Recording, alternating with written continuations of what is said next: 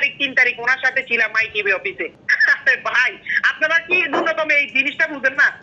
আর আমি তো নিজেই ছাত্র আন্দোলনে ছিলাম আমার নোয়াখালী সাইডে। এটা তো আমার নোয়াখালী মানুষ জানে। আমার কাছে হাজার হাজার ভিডিও আছে, ফুটেজ আছে। আমার ফেসবুকে ঢুকলে আপনারা দেখতে পারবেন, আমার পেজে ঢুকলে আপনারা দেখতে পারবেন আমি ছাত্র আন্দোলনের কতটুকু কি ছিলাম। মানুষ মিথ্যা লেখা লেখে আমি নাকি কি 2 তারিখ 3 তারিখ ওনার সাথে ছিলাম মাই টিভি অফিসে। তো এসব মিথ্যা অপবাদ দেখে কি লাভ? আমার কাছে তো আমি কইছিলাম এটা তো আমি জানি, বা আমার কাছে তো অনেক এভিডেন্স আছে। তার মানে আমরা বলতে পারি যে আপনি কোনো ধরনের তথ্য দেননি, আপনি অস্বীকার করছেন আর কি।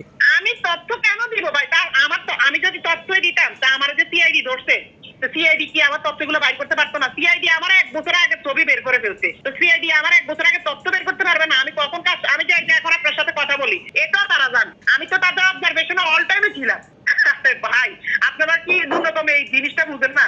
আর আমার আমার কথা হচ্ছে আমি তো দোষী না, এই জন্য আমি কথা বলতে আমি স্বাচ্ছন্দ্য। তা আমি কি আমারটা তো আমি জানি আমি কোন জায়গায় ছিলাম বা কি ছিলাম। এখন হয়তো বা হ্যাঁ আমাদের টিমের সবার থেকে হয়তো ফেস ভ্যালুটা আমার একটু বেশি, আসিফ ভাইয়ের পরে সবাই আমার চিনি।